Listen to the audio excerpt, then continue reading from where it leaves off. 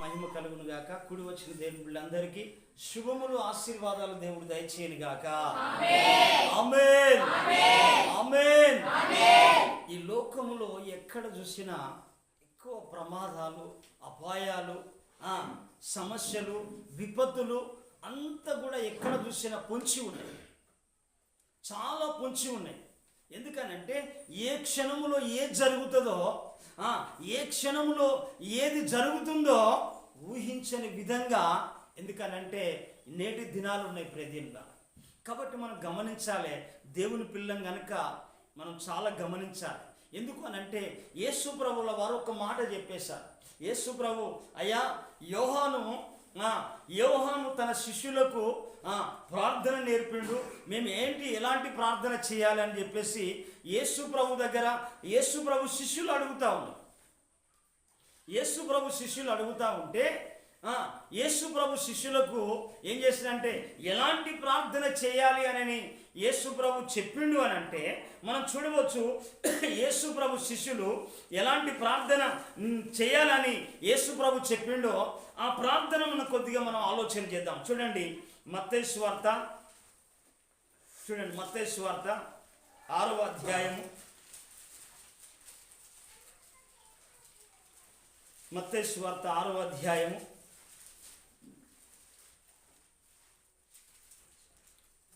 మత్తయి సువార్త 6వ అధ్యాయము. కాబట్టి మీరిలాగు ప్రార్థన చేయుడి. ఎక్కడ చదువుతున్నాను? 9వ వచనం. రైట్, చదవాలా? కాబట్టి మీరిలాగు ప్రార్థన చేయుడి, పరలోకమందున్న మా తండ్రి, నీ నామము పరిశుద్ధపరచబడును గాక, నీ రాజ్యము వచ్చును గాక, నీ చిత్తము పరలోకమందు నెరవేర్చున్నట్లు భూమి యందును నెరవేర్చును గాక. మా అనుదినాహారము నేడు మాకు దయచేయము, మా రుణస్థులను మేము క్షమించి ఉన్న ప్రకారము మా రుణమును క్షమించుము, మమ్మను శోధనలోకి తేగ దుష్టుని తప్పించుము, మనుషుల అపరాధమును మీరు క్షమించిన ఎడల మీ పరలోకపు తండ్రియు మీ అపరాధములను క్షమించును. మీరు మనుషుల అపరాధమును క్షమింపకపోయిన ఎడల మీ తండ్రియు మీ అపరాధములను క్షమింపడు. చూడండి, మనం గమనించాలి. యేసు ప్రభు తన శిష్యులకు చాలా విధంగా ఈ ప్రార్థనను చేయమన్నట్టుగా మనం గమనించవచ్చు. ప్రియదేవుని ద్వారా, అయ్యా నీ స్తోత్రములు ప్రభు. అయ్యా మరి ముఖ్యంగా తన శిష్యులకు యేసు ప్రభు ఏం చెప్పాడంటే ఈ ప్రార్థనను వారికి నేర్పించడం ప్రారంభించాడు. నా ప్రతి ప్రార్థనకు నీవిచ్చిన ఈవులే లెక్కకు మించిన దీవెనలైనాయి. నా ప్రతి ప్రార్థనకు నీవిచ్చిన ఈవులే లెక్కకు మించిన దీవెనలైనాయి. అడుగులు తడబడక నడిపినది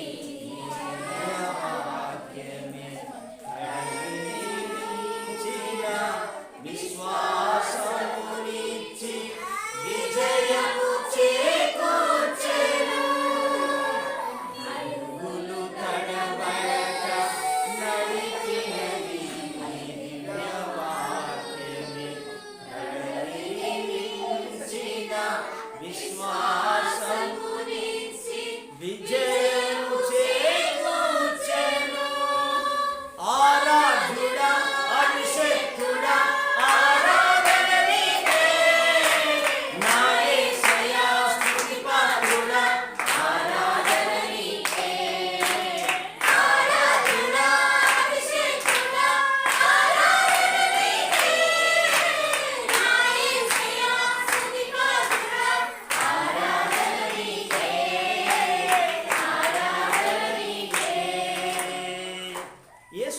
చాలా విధాలుగా ఈ ప్రార్థనను నేర్పినట్టుగా మనం గమనించవచ్చు ప్రియ దేవుని ద్వారా. అందుకే మనము దేవుని బిడ్డలంగా, ఎందుకనంటే దేవుడు చెప్పే మాటను మనం చాలా గమనించాలి.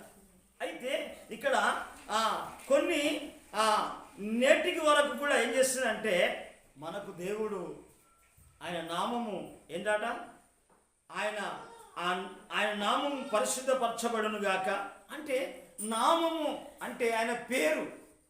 తర్వాత ప్రియమైన ద్వారా ఈ కొన్ని విషయాల వరకు వచ్చినప్పుడు ఆహారం కానీ అన్ని కానీ నెరవేర్చబడుతున్నాయి. కానీ జరగవలసిన పరిస్థితి ఏంది అని అంటే ఇక్కడ మనము 13వ వచనాన్ని మనం చూడవచ్చు. 13వ వచనంలో యేసు ప్రభు చెప్పే ప్రార్థన అంటే అక్కడ ఒక మాట చెప్తా ఉంటాడు, మమ్ము శోధనలోనికి తేక దుష్టుని నుంచి తప్పించుము. అంటే ప్రియమైన ద్వారా దుష్టుడు పొంచి ఉన్నాడు, ఎక్కడ చూసినా దుష్టుడు పొంచి ఉన్నాడు.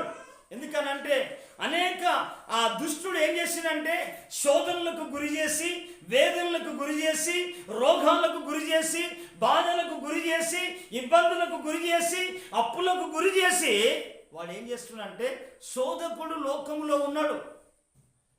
ఎందుకనంటే వాడు పడద్రోయబడిన వాడు గనక, ఎందుకనంటే అనేకుల్ని పడద్రోస్తూ వస్తా ఉన్నాడు, అనేకుల్ని పడద్రోస్తూ వస్తున్నాడు. ఎందుకనంటే చాలామంది అనుకుంటారు, ఎందుకనంటే కొంతమందికి నా కర్మ అనుకుంటా అంటారు.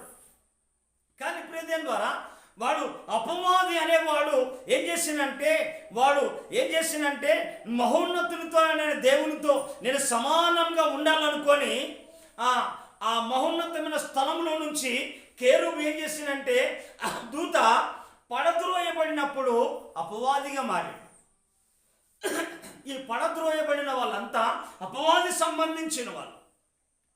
అయితే వీళ్ళు పడద్రోయబడిండు.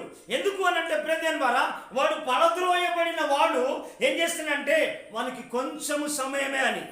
అందుకే భక్తులు రాస్తా అంటాడు, మీ అపవాది గర్జించు సింహం వలె వాడు ఎవరిని మృంగుదునానని అని వాడు ఏం చేస్తానంటే భూమి మీద తిరుగుతూ ఉన్నాడు. ప్రియదేవ వాడు ఏం చేద్దంటే అపవాది అని వానికి ఎన్నో పేర్లు రాయబడి ఉన్నాయి. అందుకే మనం గమనించాలి. ఎందుకనంటే యేసు ప్రభు చెప్పినట్టుగా మమ్మల్ని శోధంలోనికి తేక దుష్టుడి నుంచి మమ్మల్ని తప్పించు, లేక దుష్టుడి నుంచి మమ్మల్ని కాపాడు, లేకుంటే ప్రమాదం నుంచి కాపాడు అని యేసు ప్రభు స్వయంగా వారికి తన శిష్యులకు ప్రార్థన నేర్పుతా ఉన్నాడు. ఎందుకనంటే ప్రార్థనను ఏం చేస్తాడంటే ఈ ప్రార్థన చాలా ప్రాముఖ్యమైనది. ప్రార్థన ద్వారా నీకు నీ దేవునికి అనుబంధం పెరుగుతుంది.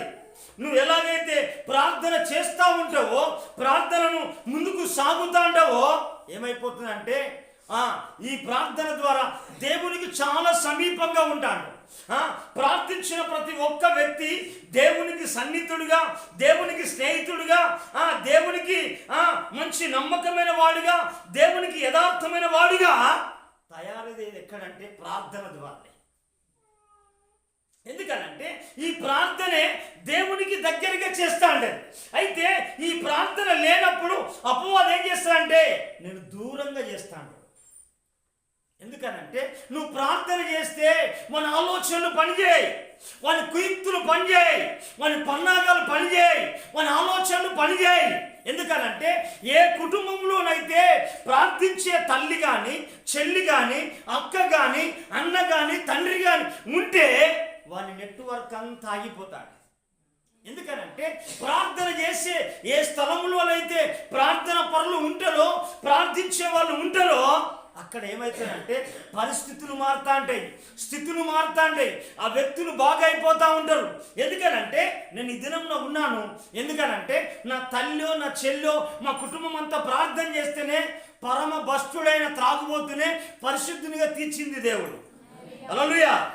ఎందుకనంటే ఈ ప్రార్థన అనేది చాలా ప్రాముఖ్యమైనది. ఎందుకనంటే ప్రార్థన చేసినప్పుడు అపవాది యొక్క పన్నాగాలు కానీ, అపవాది యొక్క ఆలోచనలు ఆ కుటుంబంలో పనిచేయి. ఎందుకనంటే వాడు ఏం చేస్తాడంటే ఆ ప్రార్థన చేయకుండా నేను బిజీ చేస్తాడు, ఎప్పటికీ బిజీ. ఎందుకనంటే ఎప్పటికి కూడా నేను బిజీ పర్సన్. నువ్వు ఎందుకనంటే ప్రార్థన చేస్తున్నామన్నప్పుడే ప్రాముఖ్యమైన వ్యక్తి ఇంట్లోకి వస్తాడు.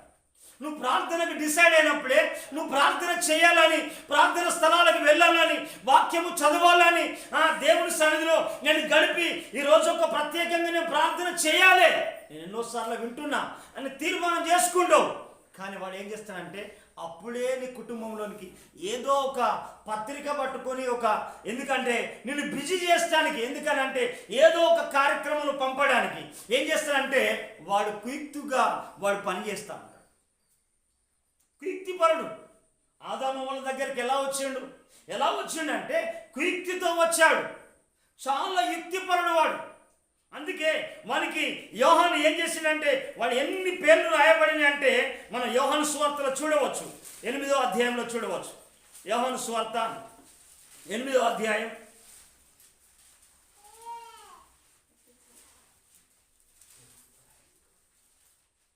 44వ వచనమా. మీరు మీ తండ్రి యొక్క అపవాది సంబంధులు, మీ తండ్రి దురాశలు నెరవేర్చగోరుచున్నారు. ఆది నుండి వాడు నరహంతకుడు అయ్యుండి సత్యమందు నిలిచిన వాడు. ఎందుకనంటే సత్యం వానికి ఇష్టం లేదు, నిజం వానికి ఇష్టం లేదు. ఎందుకంటే నమ్మకం ఇష్టం లేదు, విశ్వాసం ఇష్టం లేదు. ఎందుకనంటే మనం చూడవచ్చు, చదవం. వాని యందు సత్యమే లేదు, వాడు అబద్ధం ఆడినప్పుడు తన స్వభావం అనుసరించి మాట్లాడును. వాడు అబద్ధికుడును అబద్ధములకు జనకుడై ఉన్నాడు. ప్రియదేవా, ఎందుకనంటే వాడు వాయుమండల అధిపతి. ప్రియదేవా, మనం ఎందుకనంటే వాడు శోధిస్తూ ఉంటాడు. శోధకుడు. ఎందుకనంటే వాడు దుష్టమైన దుర్మార్గమైన పనులు చేపిస్తా ఉంటాడు, దుర్మార్గమైన ఆలోచనలు ఇస్తా ఉంటాడు. ఎందుకనంటే దేవునితో నువ్వు ఎలానైనా ఉండకుండా వాడు ఏదో కీర్తులు పన్నుతా ఉంటాడు. వాడు ఏదో కీర్తులు చేసి, వాడు ఏదో ఆలోచన చేసి ఏం చేస్తాడంటే నిన్ను దేవుని నుంచి తప్పించడమే వాని ఆలోచన. ఎందుకనంటే నువ్వు కనుక ప్రార్థన చేస్తే నీ కుటుంబంలో లేదా నీ వ్యక్తిగత జీవితంలో సాతాను యొక్క పన్నాగాలు పనిచేయి. అందుకే యేసు ప్రభు ఏం చేస్తాడంటే ప్రార్థన, ఎందుకనంటే యోహాను శిష్యులు ప్రార్థన చేస్తున్నాయా, మేము ఎలాంటి ప్రార్థన చేయాలంటే మీకు ప్రార్థన నేర్పాడు.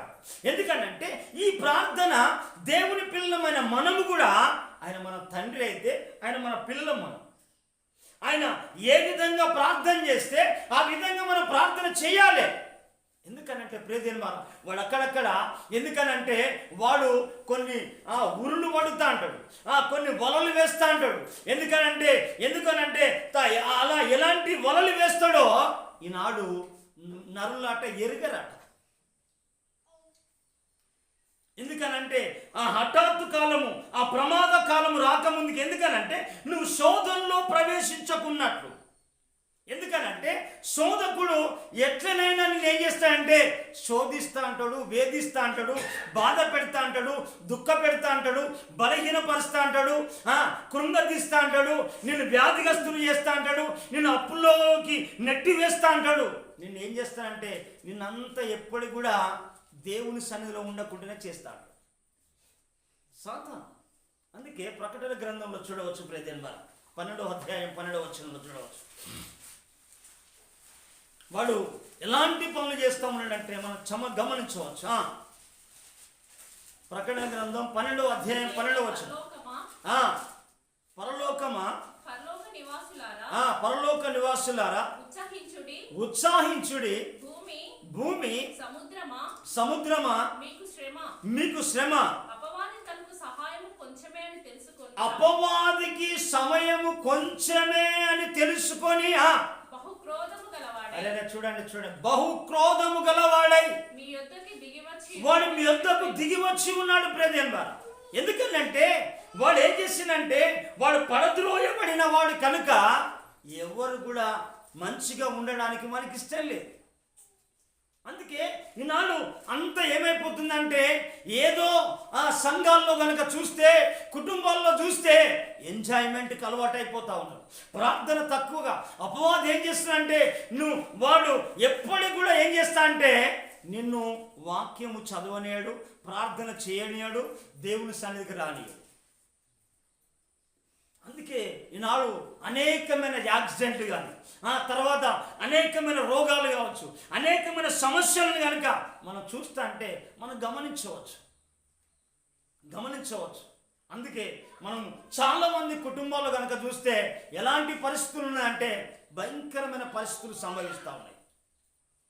దేవుడు చెప్పినట్టుగా వారి కుటుంబంలో ఆశీర్వాదం కానీ, ఆదరణ కానీ, నెమ్మది కానీ, సమాధానం కానీ లేదు. వాడు ఎప్పుడైనా అలజడి రేపుతా ఉంటాడు, అలజడి లేపుతా ఉంటాడు. వానికున్న ఆలోచన అంతా ఏంటంటే ప్రతి మనం గమనించవచ్చు. వాడు ఎందుకనంటే వాడు పడద్రోయబడిన వాడు కనుక, ఎందుకనంటే వాని ఆలోచన అంత ఎలాగో చేస్తుంది అని అంటే వాడు నిన్ను శోధిస్తా అంటాడు, దుర్మార్గమైన పనులను చేపిస్తా అంటాడు. అందుకే మన బైబిల్ గ్రంథంలో మనం ఒకసారి చూడవచ్చు బైబిల్ గ్రంథంలో ఆ ఒక చక్కని మాట మనం విందాం. చూడండి,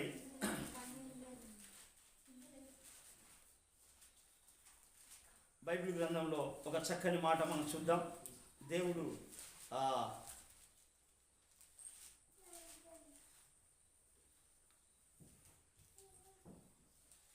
హబక్కూ రాసిన గ్రంథము చూడండి, హబక్కూ రాసిన గ్రంథము 1వ అధ్యాయము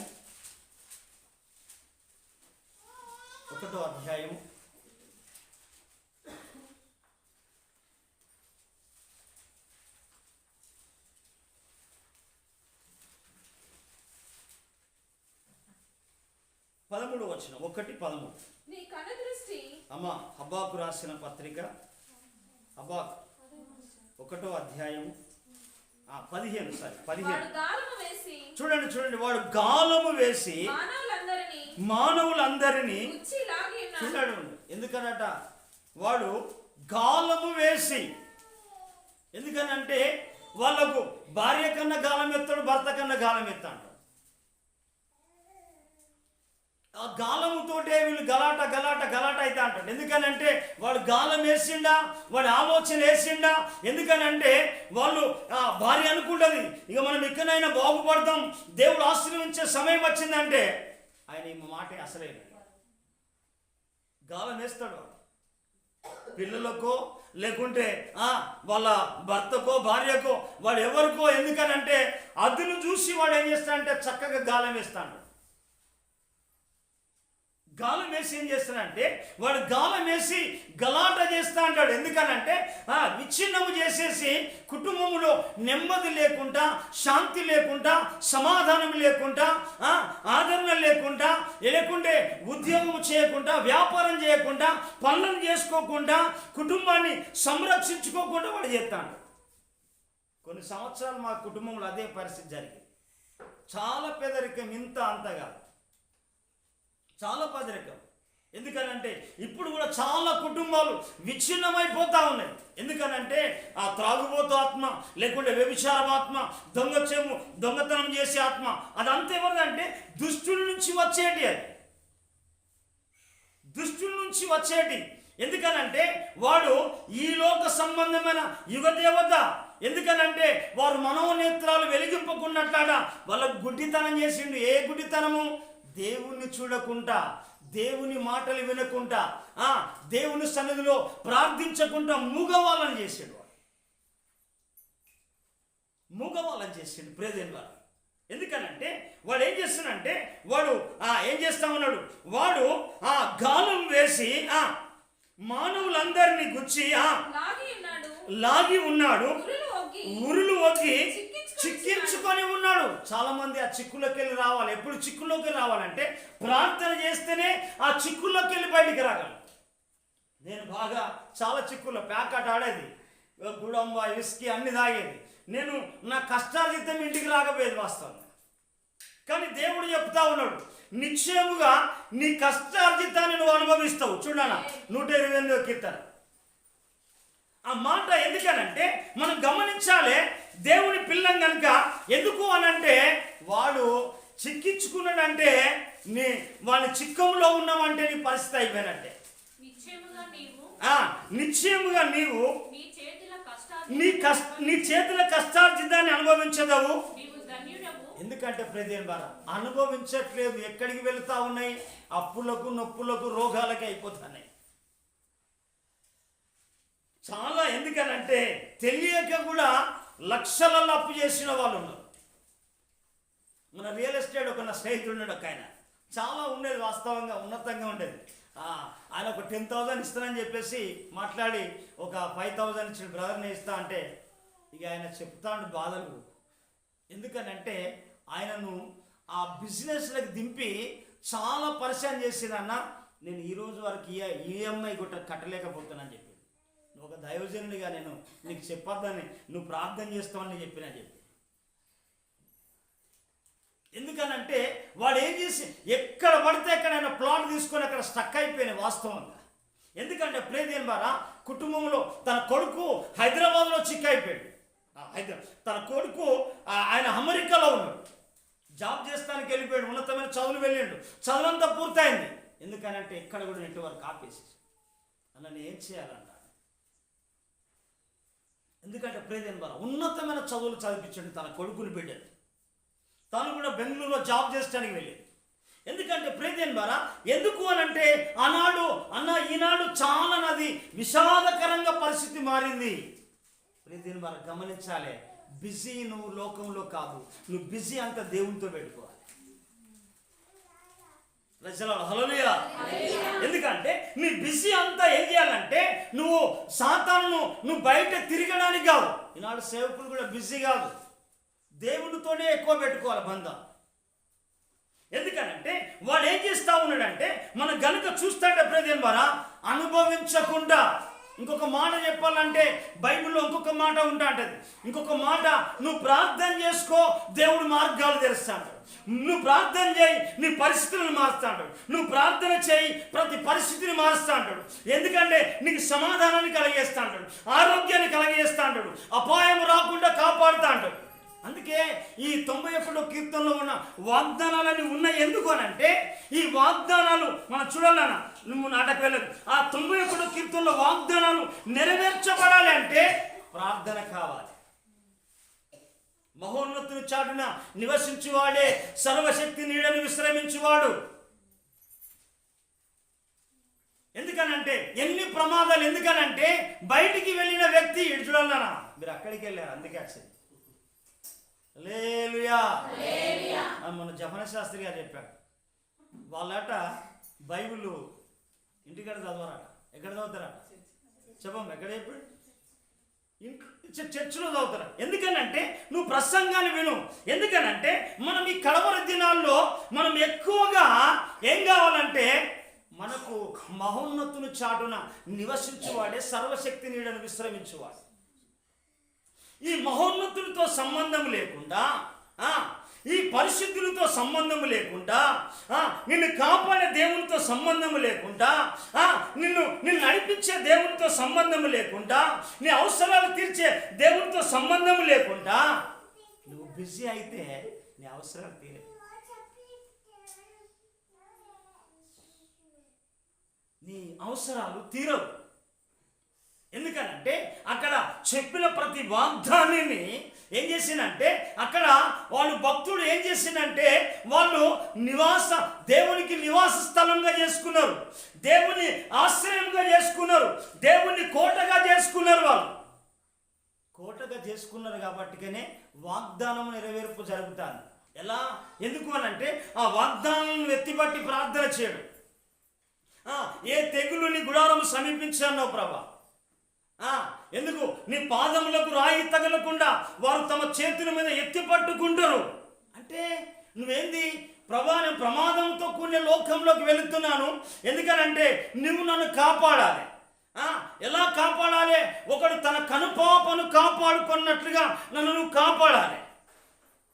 అంటే నీ ప్రార్థన నువ్వేం కావాలంటే ఈ ప్రార్థన చేస్తాంటేనే వాడు నిన్ను కాపాడుతా అంటాడు. లేకుంటే వాడు గాలమైన ఎత్తా అంటాడు. తర్వాత ఏం చేస్తున్నాడు? వాడు గాలం వేస్తా అంటాడు, ఊర్లు వగ్గాట చిక్కించుకుంటా అంటాడు. చిక్కించుకొని వాడు ఏం చేస్తా అంటాడు?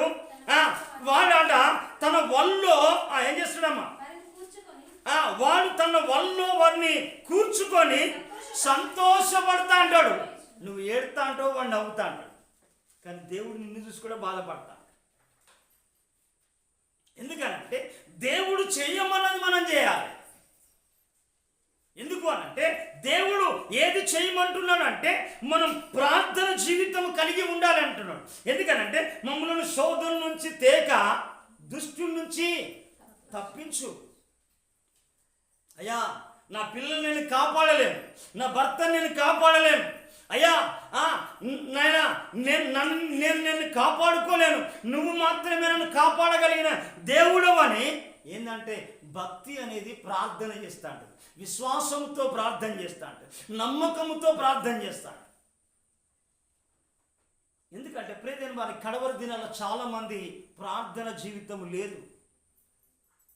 ఈ ప్రార్థన లేనప్పుడు మనం చాలా ప్రభుకు దూరంగా ఉన్నట్టే. ఎందుకనంటే దేవుడు వాగ్దానం చేసిండు కాబట్టిగా ప్రభు కాపాడుతాను, ప్రభు కృప ఉన్నది. ఎందుకనంటే మనం నిర్మూలము కాలేదు అని అంటే మనం చూడవచ్చు ఇక్కడ బైబిల్లో విలాప వాక్యంలో రాస్తాడు, మనం నిర్మూలము కాలేదు అని అంటే ఆయన వాత్సల్యత మనందరి ఎడలో ఉన్నది. చూడండి విలాప వాక్యములు ఇర్మియా గ్రంథం పక్కకు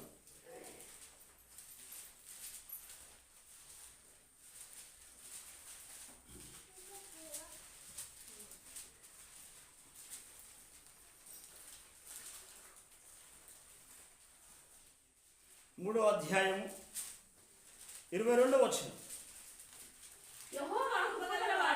యెహోవా కృపగలవాడు, ఆయన వాత్సల్యత ఎడతెగక నిలిచి ఉన్నది కనుక మనము నిర్మూలము కాకున్నాము. ఆయన వాత్సల్యత ఉన్నది కానీ వాత్సల్యత ఇస్తా ఉన్నాడు. కానీ మనం ఏం చేస్తున్నామంటే మనం ఏ విధంగా శోధనత్తదో, శోధకుడు ఎలా శోధిస్తాడో, దుష్టుడు ఎలా చిక్కులో పెడతాడో, ఆ దుష్టుడు ఎలా పాపములో వేస్తాడో నీకు తెలియదు. అందుకే మనం ఏం కావాలంటే దీన్ని ఆధారం చేసుకొని ప్రేమించే దేవుడే కదా, శిక్షించే దేవుడు కాదు కదా, ఖండించే దేవుడు కాదు కదా అని మనం విచ్చలవిడిగా వెళ్ళిపోతే ఒక్కొక్కరిని చిక్కించుకుంటాడు వాడు. ఒక్కొక్కరిని చిక్కించుకొని ఏం చేస్తుందంటే వాడు, ఎందుకనంటే ఏ కాలంలో ఎందుకైతే ఏం చేస్తుందంటే ఏదో ఒక సందర్భంలో దేనికైనా గురి అయ్యే ప్రమాదం ఉన్నది. ఎందుకంటే లోకమే ప్రమాదంతో కూడింది. లోకమే ప్రమాదంతో కూడింది. ఎందుకనంటే వాడు నేను పాపములో వేయవచ్చు, లేకుంటే నేను పతనము చేయవచ్చు, నేను రోగాల పాలు చేయవచ్చు, సమస్యల పాలు చేయవచ్చు, అప్పుల పాలు చేయవచ్చు, సమాధానం లేకుండా చేయవచ్చు. నీ ఇద్దరి మధ్యలోనే ఒక కుటుంబంలో ఇద్దరు వ్యక్తులకే పెడతాడు వాడు పుల్ల. వాడు చిక్కు పెట్టిందంటే నువ్వు కొట్టుకొని రావాలి. అందుకే నువ్వు ఎప్పుడైతే ప్రార్థన చేస్తాడో, అందుకే దావీదు అంటాడు, ఏ ప్రార్థన చేస్తాడు దావీదు చూడండి 18వ కీర్తనలో.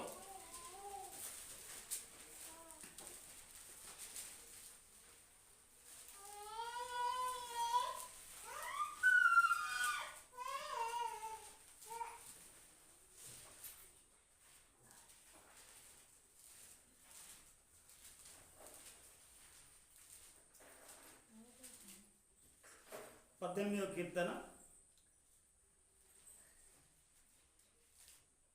37వ వచనం. నా శత్రువులను తరిమి పట్టుకొందును, వారు నశింప చేయి వరకు నా శత్రువులను నశింపజేయ వరకు నేను తిరగను. అంటే దావీదుకున్న ఆలోచన ఏంటంటే దేవుని సన్నిధిలో నేను ఉంటా. దావీదుకున్నది ఏంటంటే దేవుడే నాకు ఆధారం, నా బలమా, నా శైలమా, నా ఉన్నతమైన దుర్గమా, నా కోట, నా కొండ ఏంది. నేను నా శత్రువులను నశింపజేయ వరకు తిరగను. అంటే నేను ప్రార్థిస్తే నా శత్రువును తుదముట్టించేవాడు నా దేవుడు, శత్రువులను హతమార్చేది నా దేవుడు, శత్రువును నిర్మూలపరిచేసేది నా దేవుడు, శత్రుత్వము లేకుండా చేసేది నా దేవుడు. అందుకేనంటే దావీదు ఎందుకంటే నేను వారిని నశింప చేయ వరకు నేను తిరగను. అంటే ప్రియదేవుని ద్వారా మనం ప్రార్థన ద్వారా మనం శక్తివంతులమైతే, ప్రార్థన ద్వారా దేవుణ్ణి విన్నపించుకుంటే దేవుడు మన ప్రార్థన ద్వారా ఏం చేస్తాడంటే ఆయన గొప్ప కార్యాలు చేస్తాడు. ప్రార్థనే. ఎందుకనంటే మనం దేవునికి మనకు సంబంధం ఎక్కువగా పెరిగేది ఎందుకంటే ప్రార్థన ద్వారానే. ప్రార్థన లేకపోతే మనము దేవునితో సంబంధం పెరగదు. ఎందుకంటే దావీదు అనే మాట ఏంటంటే ఆ మాటను చెప్పే మాట ఎందుకనంటే అంటాడు, నేను వారిని నశింప చేయ వరకు నేను తిరగను అని అంటే నేను ప్రభు సన్నిధిలో నేను ఉంటా, ప్రభు సన్నిధిలో ఉంటా. ఎందుకనంటే అభిషాలం కుట్రపడింది. అభిషాలం కుట్రపంటే అభిషాలం కుట్రలో ఏం చేశాడంటే ఐతోపేలు చేరి ఉన్నాడు. ఐతోపేలు చేరి వేసిందంటే దావీదు యొక్క రాజ్యాన్ని కూల్చివేయడానికి పన్నాగం అంటే ఎందుకనంటే ఈ కుట్ర దినదినం అయిపోతా ఉన్నది. రాజసింహాసనమే వదిలిపెట్టి ఆ దావీదు ఏం చేసిందంటే కొండలు ఎక్కడము, చెప్పులు లేకుండా గుట్టల పంటి తిరగడం స్టార్ట్ అయ్యింది. ఈనాడు కూడా చాలా మంది పరిస్థితి కుటుంబాలు అలాగే ఉన్నాయి. ఈ దావీదు ఏం చేసిందంటే రాజ్యాన్ని విడిచిపెట్టి తిరగడానికే పరిస్థితి అయింది. అలా అయిపోయిన తర్వాత దావీదు ఏం చేసిందంటే దావీదు ఒక ఆలోచన చేసుకున్నాడు. దావీదు నేను ఇంతమంది ఉన్నా కదా, నేను వేరొక రాజు యొక్క సహాయం తీసుకోవాలనే ఆలోచన దావీదుకు రాలేదు. నా రాజుల రాజు ఉన్నాడు, ప్రభుల ప్రభు ఉన్నాడు, ఆయన సర్వోన్నతుడైన దేవుడు, ఆయనకు అసాధ్యమైనది ఏది లేదు. మనుషులకు అన్ని అసాధ్యమే కానీ నా దేవునికి అసాధ్యమైనది ఏది లేదు. ఆయనకు సమస్తము సాధ్యమని దేవుని పాదాల దగ్గరికి వచ్చేసింది. చెప్పలు కొట్టి ప్రభుని దేవుని దగ్గరికి వచ్చింది. ఎందుకనంటే దేవుడు ఆయన ఏం చేస్తాడంటే ఏదైనా చేయగలిగిన వాడు. మనం ఈ తర్వాత కీర్తన అంతా చదివితే అక్కడ అంటాడు, నా దేవుని సహాయం వల్లనే అంటాడంట. చూడండి అక్కడ 28వ వచనం ఉంటాడు, నా దేవుని సహాయం వలన. అక్కడ అంటాడు 29వ వచనం, నీ సహాయం వలన నేను సైన్యమును జయించుదును, నా దేవుని సహాయం వలన ప్రాకారములను దాటుదును. అంటే దేవుని సహాయం లేకుండా నీ బలము ఆ అపవాదిని జయించడానికి సరిపోదు. ఎందుకనంటే మానవుని బలము కంటే అపవాది బలం ఎక్కువ. అపవాదిని జయించాలంటే దేవుని శక్తి కావాలి, దేవుని బలం కావాలి, దేవుని అభిషేకం కావాలి, దేవుని బలం కావాలి, దేవుని అభిషేకం కావాలి అని అంటే ఒక చిన్న ప్రార్థనతోటి కాదు నీ పని. నువ్వు గంటలు ప్రార్థన చేయాలి. దావీదు అంటాడు, దేవా దినమునకు 7 మార్లు నేను స్తుతిస్తున్నా అంటే 7 మార్లు. ఎందుకంటే దినానికి ఒక 7 గంటల ప్రార్థన చేస్తాము. దినమునకు 7 మార్లు నేను స్తుతిస్తున్నానంటే 7 గంటలు ప్రార్థన చేస్తా ఉన్నాడు. కారణం ఎందుకనంటే దావీదు జీవితంలో జరిగిన సంభవాలు, పరిస్థితులు మామూలుగా జరగలే. దావీదు జీవితంలో మనం చూడవచ్చు మన బైబిల్ గ్రంథంలో. ఎందుకనంటే దావీదు మామూలుగా తన పరిస్థితులను, ఎందుకనంటే ఆ ఐతోపేలు ఆ కుట్ర పడిన తర్వాత దావీదు చేసిన ప్రార్థన మనం గమనించవచ్చు. దావీదు చేసిన ఆ ప్రార్థన ఎందుకనంటే ఈ ఐతోపేలు ఏం చేసిందంటే ప్రియదేవరా, ఐతోపేలు ఏం చేసిందంటే ఐతోపేలు తన దావీదు కుమారునే చేసుకున్నాడు. ఏ బాబు మీ అయ్యేందు రాజరికం చేసేది, దానిపైన నువ్వు ఉండవచ్చు కదా. ఈనాడు కూడా చూడండి, నువ్వు తండ్రి రిటైర్డ్ అయితే నేను జాబ్ చేద్దామని కొడుకులు వేసిన వాళ్ళు ఉన్నాయి చాలామంది. ఎందుకంటే ప్రియదేవరా వాళ్ళు అలాంటి పరిస్థితుల్లో కనుక మనం చూస్తే, ఇక్కడ కనుక ప్రియదేవరా మనం చాలా వరకు కనుక చూస్తే ఈ ఐతోపేలు యొక్క ఏం చేసిందంటే పరిస్థితి ఏమైపోయిందని అంటే ఈ ఐతోపేలు అభిషాలోమును తోడు చేసుకొని ఎట్లనైనా దావీదును హతము చేయాలి. ఈ హతము చేయాలి అని అంటే దావీదు ఏం చేసిందంటే మనం చూద్దాం ప్రియదేవరా 2వ సమూయేలు గ్రంథము చూద్దాం.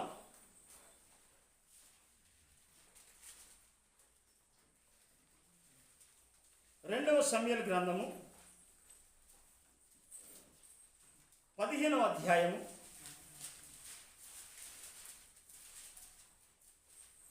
30-31. చూడండి, చాలా జాగ్రత్తగా వినాలి. అయితే దావీదు ఒలివ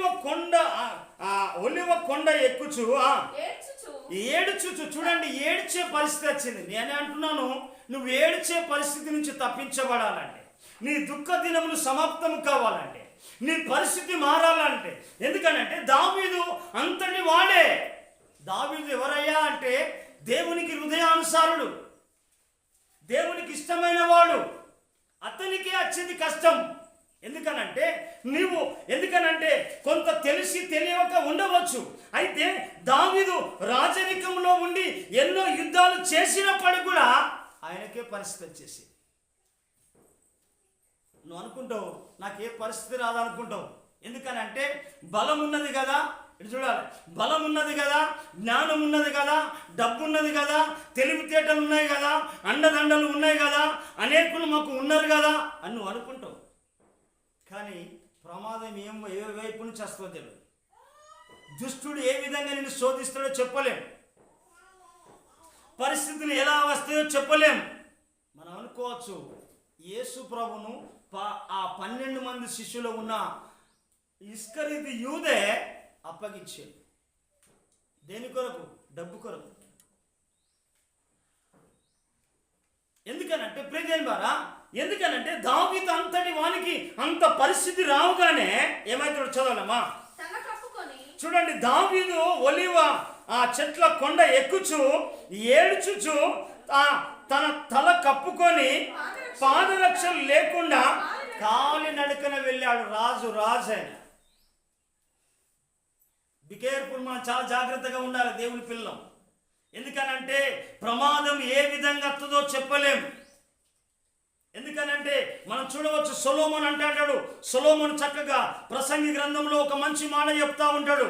ప్రియదేవుని ద్వారా మనం గనుక ఈ మాటలను గనుక మన హృదయంలో నాటుకున్నట్టయితే, మన హృదయంలో దాచుకున్నట్టయితే, మనం ఏం చేస్తానంటే మనం గనుక ఈ మాటలు గనుక మనం వింటే ప్రియదేవుని ద్వారా ఈ మాటలు ఏ విధంగా ఉంటాయి అనంటే, ఈ మాటలు రేపటి దినమున నీ పరిస్థితులను ఎందుకనంటే మార్చడానికి మనము చాలా జాగ్రత్త కలిగి ఉండాలి, చాలా జ్ఞానం కలిగి ఉండాలి, చాలా శక్తివంతంగా ఉండాలి, దేవుని దగ్గర మంచి ఆలోచన కలిగి ఉండాలి, దైవికమైన జ్ఞానం కలిగి ఉండాలి, దేవుని శక్తి సామర్థ్యాలు కలిగి ఉండాలి, దేవుని కృపను కలిగి ఉండాలి, దేవుని అభిషేకము కలిగి ఉండాలి.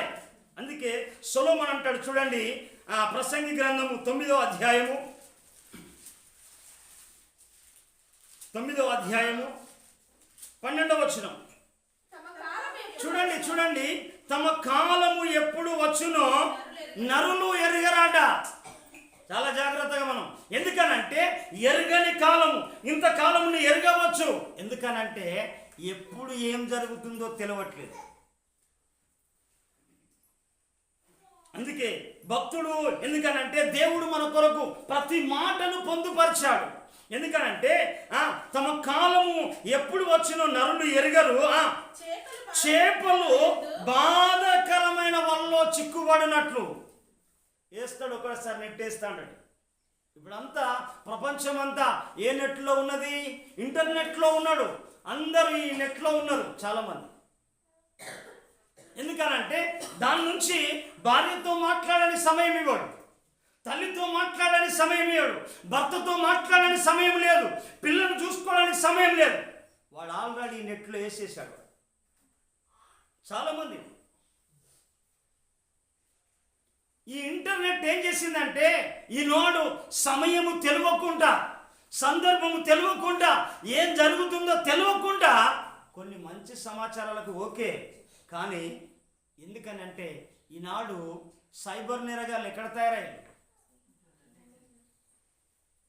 ఒక డాక్టర్ దగ్గర చిన్నగా వాడు ఫేస్బుక్లో పరిచయం అయింది. ఒక స్త్రీ మౌనిక అని పెట్టేసిందట. అవి ఏం చేసిందంటే చిన్నగా పరిచయం అయిందట. రాత్రి న్యూస్లో ఏం చేసిందంటే చిన్నగా ఫ్రెండ్షిప్ చేసుకున్నది. తర్వాత నీ నెంబర్ అంటే వాట్సాప్ తోటి చాటింగ్ పెట్టేసేసి చిన్నగా సర్క్యులేషన్ పెంచుకున్నది. నేను ఒక పలానా కంపెనీలో నేను అది చేస్తున్నాను, మీరు గంటల దీనిలో సభ్యులైతే మీకు సమ్ ల్యాక్స్ వస్తాయి అని చెప్పేసి ఒకసారి కనుక ఆయన కొంత అమౌంట్ వేసేసాడు. మీరు చూడవచ్చు ఎన్టీవీ కానీ 90 TV9 కానీ చూడవచ్చు. ఎందుకనంటే దాంట్లో పరిచయం అయిన తర్వాత ఆమె ఏం చేసిందంటే కొంత అమౌంట్ వేయగానే ఈయన వేసిండు సర్కిల్ ఆమె నమ్మి కొన్ని లక్షలు వచ్చేసాయి. కొన్ని లక్షలు రాగానే నెక్స్ట్ పాయింట్ ఏం చేసిందంటే ఇంకా వేస్తే మీకు ఇంకా వస్తాయి, అపవాది నీకు ఆశ పెడతా ఉంటుంది. ఏం ఆశ పెడతా ఉంటుంది? నువ్వు చూసింది కావాలనుకుంటా ఉంటుంది, ఆశలు కల్పిస్తూ ఉంటుంది, కోరికలు కలగజేస్తూ ఉంటుంది. ఎందుకు అనంటే ఇలాంటి అపవాది కలగజేసి కుటుంబాలే విచ్ఛిన్నమైపోయినాయి. అతను నీ దగ్గర ఏం చేస్తాడంటే 14 కోట్లు క్లోజ్ 14 కోట్లు.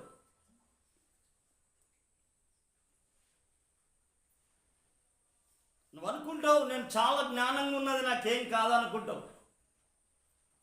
అయితే ప్రియదేవుని ద్వారా దేవుని మాటలు చాలా జీవం కలిగినాయి.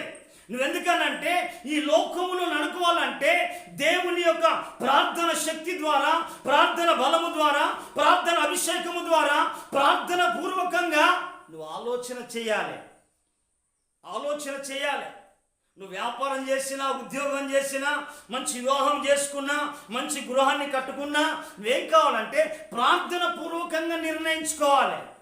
అందుకే పౌలు ఏం చేస్తాడంటే దేవుడు నీకు ఇస్తా ఉంటాడు. ఎందుకనంటే ఆయన ఆలోచనలు ఎలాంటి అంటే ఎందుకనంటే ఆయన ఆలోచనలు తరతరములు యుగ యుగాలు నిలిచేవి. అయితే 14 కోట్లు సహా చేసేసి ఇప్పుడు మీడియాకి ఇచ్చే ఏం చేస్తే లాభం లేదు, ఎంక్వైరీ జరుగుతుంది. అందుకే ప్రెజెంట్ ద్వారా ఇక్కడ ఏంటంటే తమ కాలం ఎప్పుడు వచ్చినో నరులు ఎరగరు. చేపలు బాధకరమైన వల్లో చిక్కుబడినట్లు, పిట్టలు వల్లో పట్టబడినట్లు అశుభ కాలమున హఠాత్తుగా చేటు కలిగినట్టు వాడు చిక్కబడినట్లుగా చిక్కబడతావు. దేవుడు చెప్పే మాట ఇది. నువ్వు చిక్కబడద్దు. నువ్వు ప్రార్థన చేస్తే నువ్వు చిక్కబడవు. దావీదు అంటాడు, నేను శత్రువును నశింప చేయ వరకు నేను తిరగను అంటే ప్రార్థన. ఎందుకనంటే ప్రార్థనకు దావీదు నిశ్చయించుకున్నాడు, నాకు ప్రార్థన ద్వారానే ప్రభు క్షేమం చేస్తాడు. దావీదు ప్రార్థన ఏంటిదయ్యా అంటే మనం చూడవచ్చు. దావీదు ప్రార్థన ఏమంటాడంటే చాలా మందికి బాధలు ఎక్కువైతే వాళ్ళంతా తిరుగుతూ అంటారు. ఈ ఊరికి పోతే బాధ పోతుంది కావచ్చు, ఆ ఊరికి పోతే బాధ పోతుంది, వాళ్ళ దగ్గరికి పోతే బాధ పోతుంది కావచ్చు. కానీ ఎందుకనంటే మనం బైబిల్లో చూడవచ్చు. ఇక్కడ 57వ కీర్తనలో మనం భక్తుడు దావీదు రాస్తా ఉంటాడు. చూడాలి 57వ కీర్తన మొదటి వచనం. నన్ను కరుణింపుము దేవా, నన్ను కరుణింపుము, నేను నిన్ను శరణు వచ్చి ఉన్నాను. చాలా మందికి ఎందుకంటే సమస్య రాగానే దేవునికి దగ్గర కావాలి కానీ దేవునికి దూరం అయిపోతాం. అమ్మా ఏందమ్మా మందిరాలు రావట్లేదంటే నాకు ఏం చెప్పమంటావు పాస్టర్ గారు అని అంటారు. కానీ దేవునితో సర్క్యులేషన్ సంబంధం తెగితే నువ్వు అపవాది ఉచ్చులో పడు.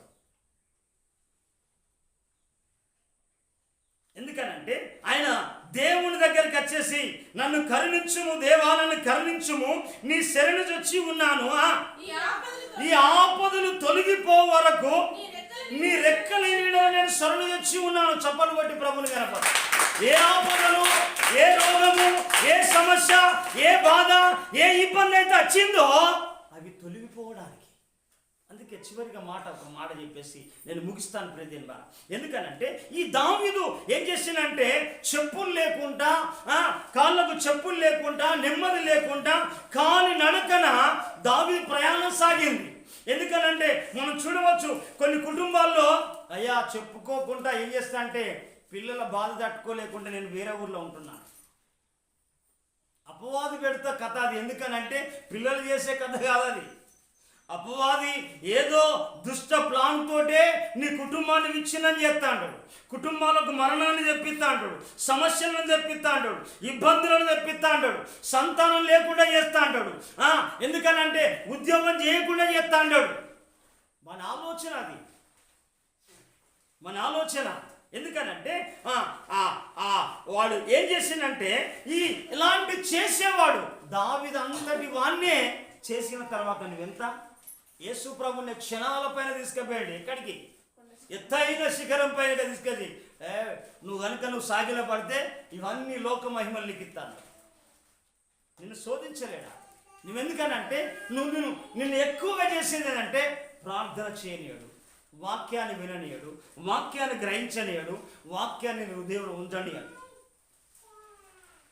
వాక్యం వింటే నువ్వు మారుతావు. ప్రార్థన చేస్తే పరిస్థితులు మారుతాయి. ప్రార్థన చేస్తా అంటే నీ కుటుంబం మారుతుంది, నీ పిల్లలు ప్రయోజకులు అవుతారు, నీ మంచి భవిష్యత్తు వస్తా అంటది. వాడు ఏం చేస్తాడే? నీ నెట్వర్క్ ఆపుతాడు. ఏందంటమ్మా?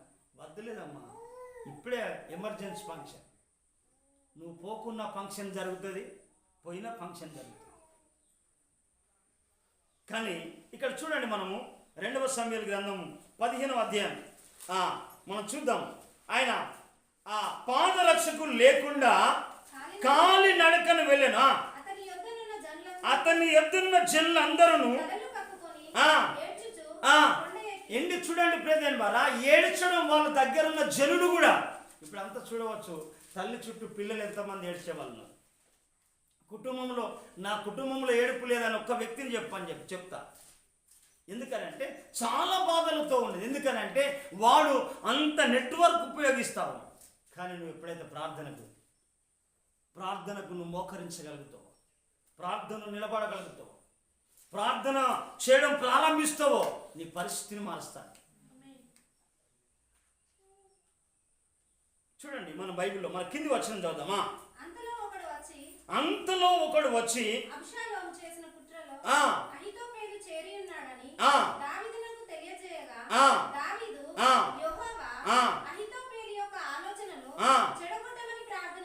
చప్పలు కొట్టి ప్రభుని కనపడ. ఏం చేస్తా ఉన్నాడు? అహీతోపెలు యొక్క ఆలోచన చెడగొట్టుమని ప్రార్థన చేస్తా ఉన్నాడు. నీ ఇంట్లో త్రాగుబోతు ఆలోచన ఇస్తాడని భర్తకు, వ్యభిచారం చేసి ఆలోచన ఇస్తాడు, విచ్చల విడిగి తిరిగి ఆలోచన ఇస్తాను, వాని ఆలోచన చెడగొట్టుమని ప్రార్థన చేయాలి. ఎందుకనంటే పిల్లలు బడికి పోవట్లేదు. వారు పిల్లలు ఎందుకనంటే వాడు దుష్టుడు వారి లోపల ప్రవేశించిండు. వాడి ఆలోచన చెడగొట్టుమని దావీదు ప్రార్థన చేస్తా ఉన్నాడు. రేదేల్వారా, దావీదు ప్రార్థన చేస్తే అహీతోపెలు యొక్క ఆలోచన నెరవేర్చబడలే. అర్థమైందయ్యా? అహీతోపెలు అపవాదికి సూచనగా ఉన్నాడు, సాతానుకు సూచనగా ఉన్నాడు, సాతాను యొక్క ఆలోచన ఉన్నాడు అహీతోపెలు. ఎందుకనంటే అహీతోపెలు ఆలోచన ఎలాగుంటుంది అంటే వాడు వేసిన స్కెచ్లు ఏం చేస్తాడంటే వాడు అలాంటి స్కెచ్లు వేస్తా అంటాడు. ఎందుకనంటే చాలామంది కుటుంబాలు ఇవే స్కెచ్లు ఉన్నాయి. చెప్పుకోలేరు, కొంతమంది చెప్పుకోలేరు. ఎందుకంటే అలాంటి ఈ దావీదు చేసిన అహీతోపెలు యొక్క ఆలోచన చెడగొట్టుమని కొండ శిఖరం పైన ఎక్కడ ఎవరు లేకుండా ఎక్కడికి వెళ్ళినంటే ఆ కొండ దగ్గరికి వెళ్ళి తనతో ఉన్న జనులు కొంతమంది కలిసి వెళ్ళి ఆ అహీతోపెలు చేరండి, అయ్యా కుటుంబం పాడైపోతుంది, దావీదు అయ్యా రాజ్యము పతనం అయిపోతుంది అని ఆ ఆలోచనతోటి ఏం చేసిందంటే దావీదు ప్రార్థించడం స్టార్ట్ చేసి. చూడండి ప్రియదేవుని, మనం చివరికి ఒక మాట చెప్తే మనం చూడండి, మనం 17వ అధ్యాయం కత్తే మనం ఒక మాట చూద్దాం. అదే 2 సమూయేలు గ్రంథం 17వ అధ్యాయం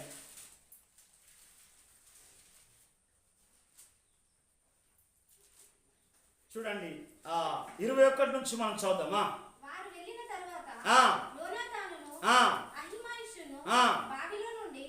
బయటికి వచ్చి దావీదు వద్దకు పోయి అహీతోపెలు అతని మీద చేసిన ఆలోచన తెలియజేసి నీవు లేచి త్వరగా నది దాటవలసినదని అతనితో చెప్పగా దావీదును అతని యొద్దనున్న జనులందరూ లేచి యోర్దాను నది దాటిరి. తెల్లవారినప్పటికీ నది దాటకి ఎక్కడ? ఎందుకనంటే అప్పుడు పరిస్థితిలో లేరు వాళ్ళు. దాటిళ్ళు ప్రార్థన వారికి ఫలంగా ఏం చేసిందంటే ఏడుపుకు సమాధానం ఇచ్చిండు, అధైర్యం కోల్పోతే ధైర్యాన్ని ఇచ్చాడు, వారికి కావలసిన సమకూర్పుని ఇచ్చేసి ఆ వ్యక్తిని పంపించేసి అయ్యా మీరు దాటుల్ని, పరిస్థితి మారింది, దేవుని స్థితి మార్చిండు. తెల్లవారినప్పటికీ నది దాటకి ఉండినవాడు ఒక్కడును లేకపోయిండు. ఆ, అహీతోపెలు ఆ, తను చెప్పిన ఆలోచన ఆ, జరగకపోవుట చూచి ఆ, గాడిదకు గంత కట్టి ఆ, ఒక ఆ. చూడండి, గాడిదకు గంత కట్టి ఎక్కి తన ఊరనున్న తన ఇంటికి పోయి తన ఇల్లు చక్క పెట్టుకొని ఉరిపోసుకొని చనిపోయాడు. ప్రియదేని బారా చూడండి, ప్రార్థన ఎందుకనంటే మనం చూడాలి. ప్రియదేని బారా దేవుడు ఏం చేసిందంటే అహీతోపెలు ఆలోచన చెడగొట్టిండు. ఎందుకనంటే